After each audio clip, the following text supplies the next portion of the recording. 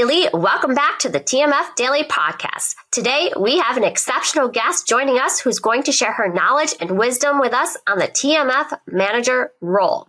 This individual is a detail-oriented trial master file professional with an outstanding track record in maintaining meticulous documentation and ensuring compliance in the clinical research industry. Her dedication to quality and comprehensive understanding of regulatory requirements makes her a pivotal force in ensuring seamless TMF operations and the success of clinical trial initiatives. Nina, welcome to the TMF Daily Podcast. Thanks, Nicole. It's great to be here. Thanks for asking me. So, can you just start by telling us a little bit about your background and how you got into clinical research? Sure. So I graduated from Temple University in Philadelphia as an English major. So I am not sciencey at all. Prior to the biotech and pharma area, I worked as an editor and proofreader for a magazine. And after that, I had a number of jobs outside of this. And I came into this industry for a generic drug company as a proofreader. And I was there for a number of years. And after that gig, I moved over to another regulatory, a CRO in regulatory as a regulatory associate doing submissions. It was after that, around 2012, that I moved over to clinical, and the TMF and I discovered each other. And I never looked back after that.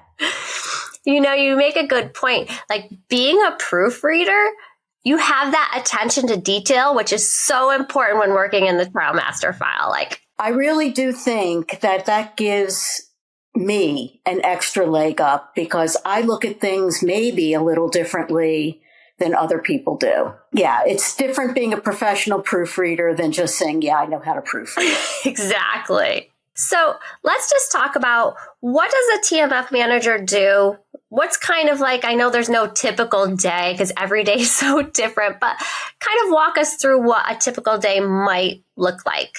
Okay, so at my last position, I performed all the work myself. I did not have a team. So I attended internal meetings. I attended CRO meetings. I attended both together for the various different studies I was on. I was on as many as 5 different studies at the same time, so I was a juggler. In between that, I was performing inspection readiness reviews constantly, so my head is buried in the TMF. And additionally, answering questions for all of the different team members. So I would say my day was spent probably 5 hours in meetings, which is crazy. And then like 4 or 5 hours doing TMF work. So never worked an 8-hour day ever. No. at least 10 or 11 hours a day, and between 5 hours in meetings and 6 hours working. Right. Yeah. A lot of it is meetings. And so a ton of it is meetings and just paying attention, because for internal meetings, it's where are we? You know, what's been done so far and when am I actually going to be put into motion?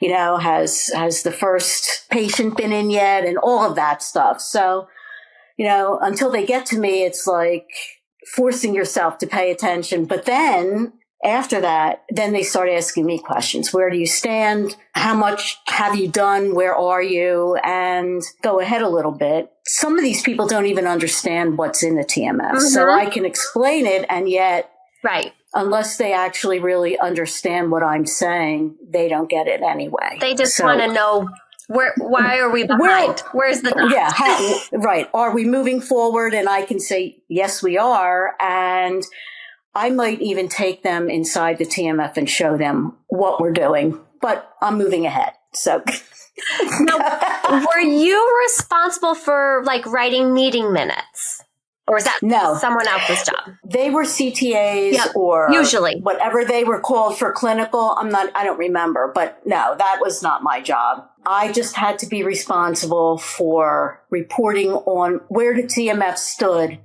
at that particular moment. And a lot of the time I would just respond, no change, because until they got their documents in, what could I report on? Right. No update. Or the CRO got their documents in one way or the other. But, half the time my report would be, no report, and then I would go back and start making my calls. What's going on? Where is it? This or that. So. But you make a good point. Sometimes it's just easier to pick up the phone. Always. A lot of the time, since I'm working 11 hours a day with my head buried in the TMF, trying to figure out what's there, what's not there, I don't have time to sit and go back and forth for hours with emails. So the very first thing I do is pick up the phone when I'm new, introduce myself. Hi, I'm Nina. I'll be your contact. If you need anything from me, please pick up the phone and ask. I will move heaven and earth to get it for you. And I hope that you would do the same for me. And we keep it friendly, both sides, until we really need something, which is my end more often than not. There are ways that we have to keep it compliant, especially for essential documents. And if they're not there, then we have to open a CAPA and becomes not so friendly then. But I try to keep it friendly and nice and peaceful. And we need these documents because we need them. Right. It is what it is. And we're trying to be inspection ready because we never know when we're going to get a drop in by the agency. It could happen at any time. So we always have to be ready. And I like to be over 90% compliant if we can. So that's my goal. So what do you think some of the core skills and attributes, do you believe are essential for a TMF manager to be successful? I think probably diplomacy, definitely, and dealing with the different teams and patients and learning good proofreading skills. So we're going through something like 5,000 documents for each study. And you can't take weeks to do this. It has to be done speed and accuracy. So we need to know what we're looking for. We need to know the things that could be wrong. Usually things are missing. Dates are wrong. A signature might not be there. A checkbox might not be checked. These are things that we're going to look for. But while you're looking, you have to look for things that are unusual as well. And so your eye has to be moving. I can't be at the bottom of the page and your brain be up here. You have to actually train yourself to be at the same spot. And that's what a proofreader does. Your eye and your brain have to be together. And the speed is something that you get over time. So I could get through probably 5,000 documents in about 6 days. And now I've been out of work a while, so I will have to get back to that. But I was pretty quick. It's like riding a bike. Yeah, I hope so. It is. And speed is important because we want to move quickly, getting our report to the teams that matter, to clinical, and then off to the CRO, so that we can get it moving and get our documents that we need back to us and filed. Very good.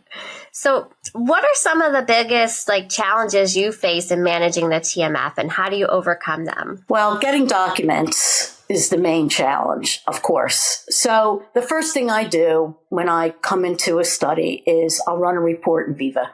I'll make that report into an Excel sheet, and then that sheet that tracker I'll use throughout the entire inspection readiness review. Additionally, I create a cheat sheet with all essential documents. So I can write little notes in there that the medical license is expired, it expired in. And that way, when I hand that off to clinical or I hand that off to the CRO, they know first off what's going on. From there, I'll also write those notations into Viva. And we can keep track of that until we get the new document and we can clear those off. So this way, there's written notations everywhere. Everybody knows what's happening. And there's no misunderstandings about what documents are there, what's missing, why there's a problem, etc. So it worked in my former company, but getting the documents that are missing is a problem everywhere. I had someone write on my Excel sheet document is missing. But that document was missing for over probably 120 days. Ooh. Where is it? Because we have these meetings in the beginning every week. And then as the documents fill in, I'll extend it out to every other. But the same document is still missing. So where is it? Is it with the site? Did the CRA collect it and give it to you? Did you lose it? What happened to the document? Caught on fire, had legs, walked away. I mean, did you send it to whoever your filing person is? Is that person in another country? What happened to it? It's electronic. How can it disappear? So we never really got a good answer to that question, and it happens all the time. And so we were in the process of moving forward with that when I was laid off. So I can't answer what happened. I can guess what happened. But the agency doesn't like a lot of notes to file. So we need to find those documents and have a really happy ending for that. The happy ending is not writing a note to file that we don't know where it is and, make up some story where it is. It just doesn't work. No. And that's such a red flag. That's going to make a lot of work for you. A lot of work, and it could bring a letter. And nobody wants a letter. The fewer findings we have, the better it is. And we want if there are any findings, we only want minimal ones. So, and that is not a minimal finding. No. So I try very hard right off the bat to figure out what happened to these missing documents. That's all you can do is try your best. Yeah. I mean, we're not responsible for it because we never had it. So, I push. And with each push, it becomes a little bit less pleasant. Right. You got to put the pressure on a little bit. Yeah. Accountability. Accountability is everything. And I start with the project manager. And if they give me a name, then I start to pound that person. Where is it? Because if it's electronic, it's somewhere. It's somewhere. You just can't locate it. I did a search in our TMF. It's not here. So where is it? Well, this leads me into how do you ensure that TMF complies with regulatory requirements and guidelines? So we have to develop and maintain comprehensive SOPs for document collection, process, filing, and quality. You must conduct audits to assess the completeness and accuracy of the TMF, records and evidence, and produce evidence of sponsor oversight. And that's everything. If you have a visit by FDA and you can produce that evidence, you're free and clear. And we have it. When I'm in charge of TMF, I'm doing TMF inspection readiness and audits constantly. And you can also do an outside sort of internal audit by hiring an outside company to come in. And that works very well because it forces you to really get a good look at what's going on. And it shakes you up sometimes for what happens. But I've been through a few of those and I've come out very well because the inspection readiness process that I've created works. So hopefully, any company that I come into will grab onto that. Love that. So how important is collaboration with other departments and teams in maintaining an effective TMF from a TMF manager's perspective? Oh, yes. So important. We have to get them to understand that we need the documents when we need them. And I think I mentioned that earlier. The only documents that we can wait for are closeout documents like the CRF. Otherwise, when I'm asking for them, it's because we really need them. We cannot wait for certain documents because I'm running reports. If I'm running reports and we're at 75%, that is not good enough. I can show the teams what documents we're missing. Viva will show us that. And if they're not there, they have to be accounted for. And so I will come right to you and say, where is it? Please give it to me. And I'm relentless because that's my job. When I call, it's like, oh, God, it's Nina again. They already know what you're calling for. They do. Because I don't call just to say hi. No one has time for that. So, hi, it's me again. I'm calling for X, Y, and Z. Where is it? And we're getting it. I promise we're working on it. But, you've been working on it for a week. I need it by X date now. So you give them the deadline. Then I'll set a deadline and it's in writing and I'll copy my manager because can't wait anymore. So what happens if they just don't produce the document within your time frame? It gets escalated. To who? Well, it'll get escalated to my management, who will then follow up with their management, and then it goes up the chain because we're trying to get our TMF in a spot where even if there's a few documents missing, as long as we're over 90% compliant, we're in a good place. 75% might be okay for some people. It's not okay for me. If you're starting at 30%, which is where most of us start at, 75% is a great middle ground, but it is not a great finishing point, and it's unacceptable to me. So I need those documents, and I'm not satisfied until I get them. What are your thoughts on copying the PI in an email to try and get those essential documents? Does it work? It doesn't work? I don't believe it works. I think they're way too busy, and they'll pass it off to the reg person. I wasn't allowed to call the site when I was a CTA.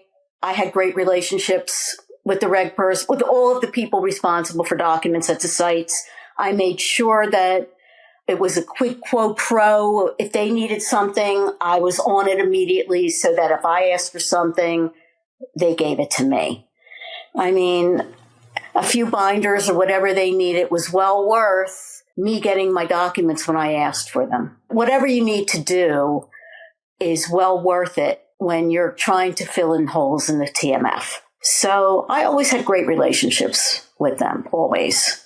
Relationships are what matter in this industry. It really does. So that's the key. So what about when a study coordinator, say they send you some documents and it's not even related to your study? You're looking at it, the names aren't matching up. Well, we've had that. I mean, it's what study is this? I've gotten documents for wrong studies filed in the TMF for this study or arms of this study that are in the wrong place. And either I'll change it myself and put it where it belongs, or I'll call the clinical team and tell them, look, I don't have time to do it. Can somebody go in and please take these out and put them? I tell them where it goes. Here's where it goes in exactly the same spot, but for the correct study. Or I'll write to the CRO and tell them, if you guys put it here, you put it in the wrong spot. Can you please move it to the correct spot?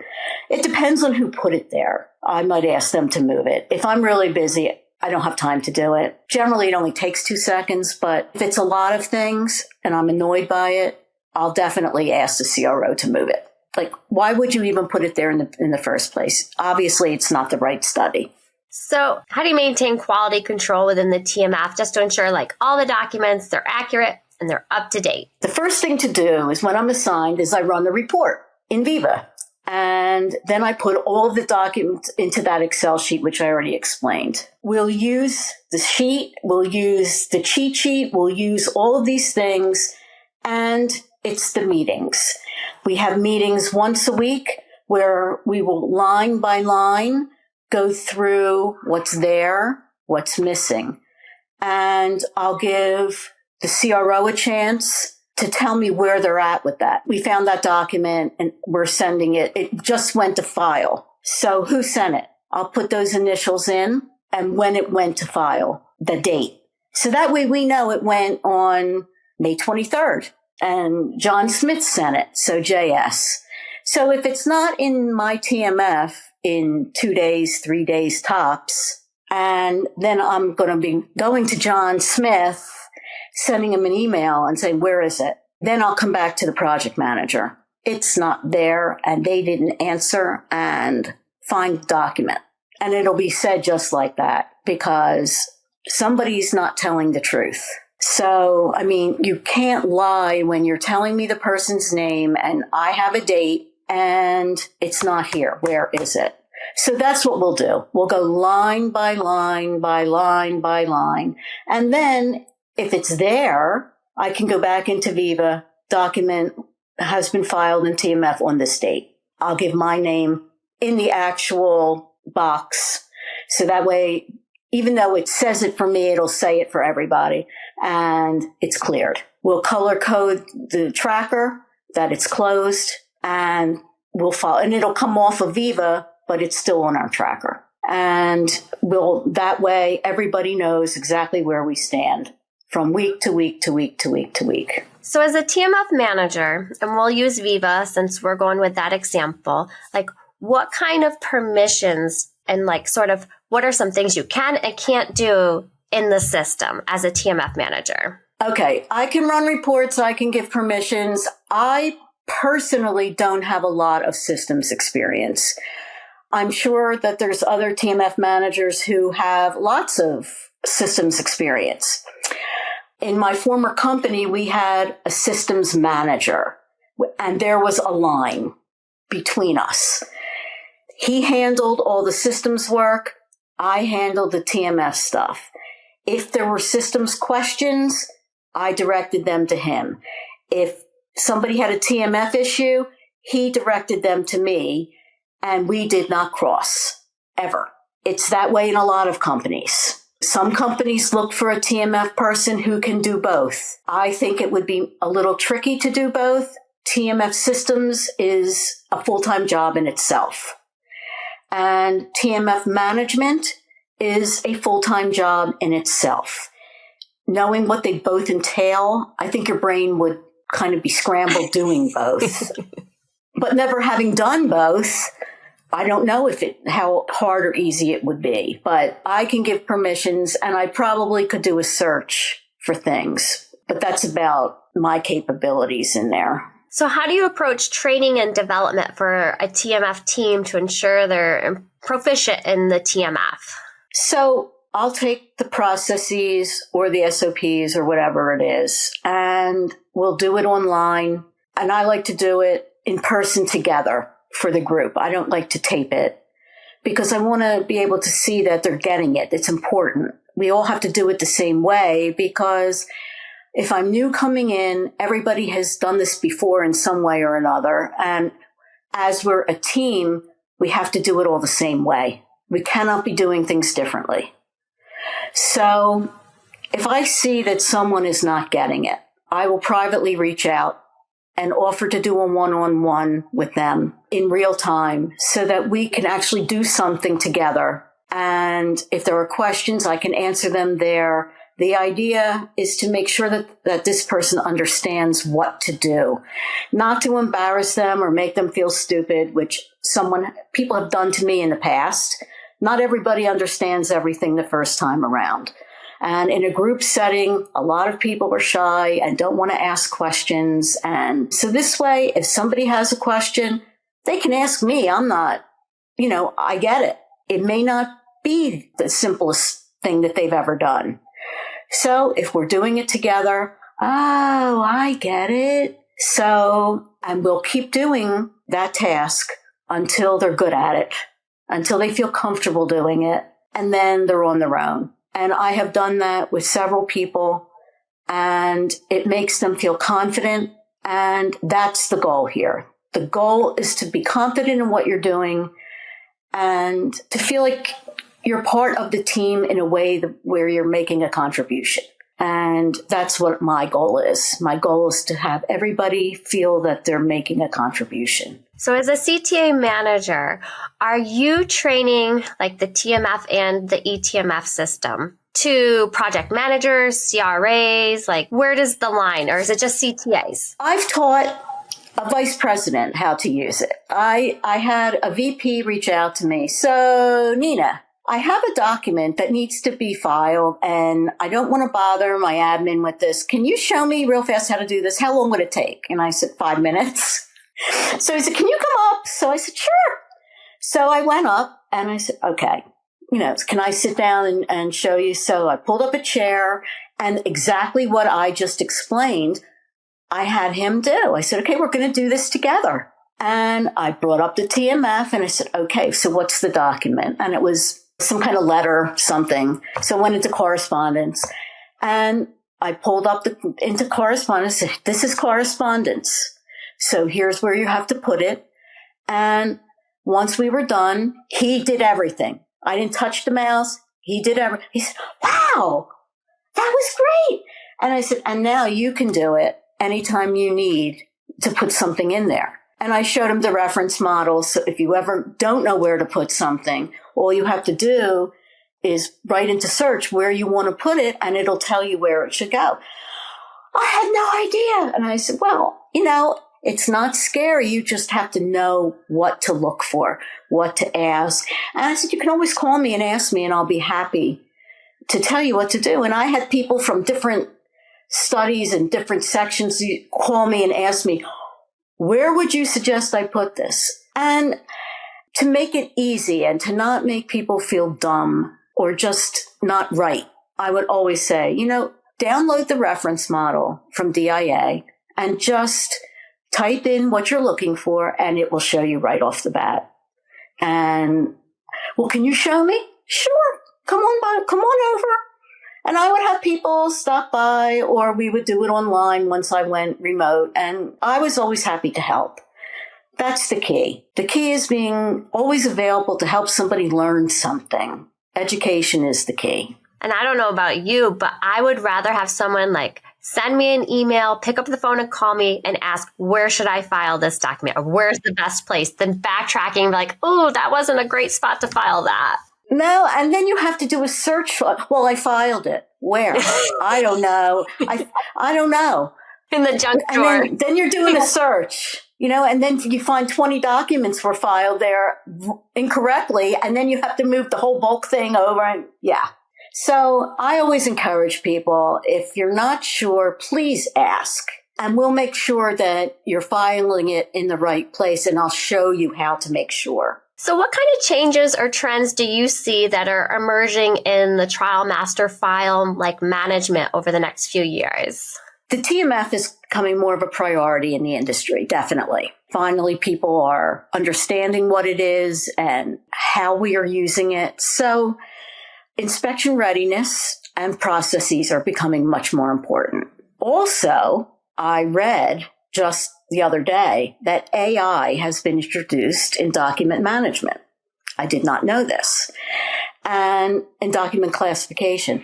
And also that this technology is going to be used in other areas as well. But it is being used in document classification, which should make things a whole lot easier, probably in the next, I would say, 5 years or so, I guess. Unless it muddies the waters a little bit, who knows? I think it's going to make our jobs easier. You're still going to need human. It could. I mean, technology always makes things harder before it makes it easier. So it depends on the type of technology. How user-friendly. Okay, I won't fight that. I won't fight that with you. What advice would you give to someone who is aspiring to become a TMF manager? Learn as much as you can about the clinical trial process. Make sure that you have a real understanding of what the essential documents are and how they figure into the study. Listen to your teammates. They will tell you what's working and what isn't working so that the changes you make will improve productivity. And if you're going to make changes later, once you discover what's not working, try to do it in a way that doesn't disrupt everything. Try and do it maybe in stages, or just don't do it haphazardly. Don't do it abruptly. Do it in a kind way, because you're working with people who have been doing something in a way that's going to be different. In their brain, they're saying, we haven't done it this way. And a lot of people just reject out of hand something new. And you have to give them time to accept a new way. And so just try not to get your back up because they're not going along with things right away. Just try and intellect to get them to understand what you're saying. And you don't have to be angry or doesn't get you anywhere. It doesn't. I mean, you want people to be along with you. And so I think if you're kind about it and you explain exactly what it is that you're trying to achieve, that people will eventually understand it. I think that making haphazard and quick decisions never works. You always have to include them, I think, to make them feel like they're important, ask for the feedback. Well, that's why you're asking for the feedback first. But I think that once you decide to make those changes, that, you can't just go ahead and say, okay, this is what we're doing. Yeah, change is hard. It's really hard. And trying to convince to change that pattern. I know you're a cheerleader. This is how we're going to work it, okay? And everybody's going to participate. We're all going to work in this together because we're a team. And if somebody's having an issue with it, please come to me. And, work it that way. And it'll work that way. That's just it. Being available, having an open ear, try not to be judgmental. Right. No judgment. And just take the feedback. And smile. Your advice a while ago, smile. It works. It really does. It does. Because getting angry is just a waste of energy. Or having angry face, just the facial expression. I mean, people won't approach you if you look like you're miserable. So. Yep. There's no sense getting into the power struggles. Oh, I agree. Yeah. It's just not worth it. So I've got 2 questions that I ask everybody on the show. And the first one is, what's the best career advice you've ever received and by who? It's really funny. The best career advice I ever received is not from someone in the industry. It's from a boss I had when I was in college, and I was working in a candy store. And she had the greatest laugh and was such an amazing human being. She told me to pursue your passion and strengths. Find a career that aligns with what you're passionate about and where your strengths lie. When you enjoy what you do, you are more likely to excel and find fulfillment in your work. Now, if I could add to that, after all my years of working in the TMF world, I would say, build and maintain a strong professional network. Networking can open doors to opportunities that might not be advertised and provide support and guidance from others in your field, no matter what it might be. That is great advice. That is truly amazing. And it's true. It is true. I've met incredible people. I'll say from LinkedIn, where I met you, as a matter of fact. I knew a few people personally from LinkedIn.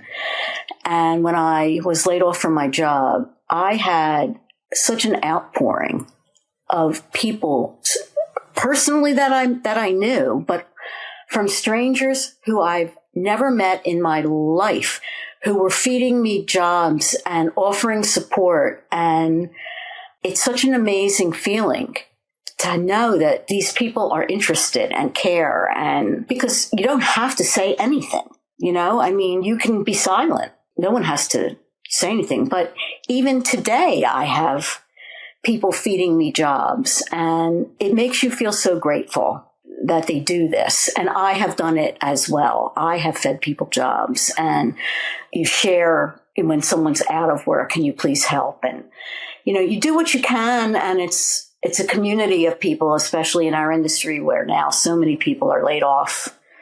It's heart-wrenching.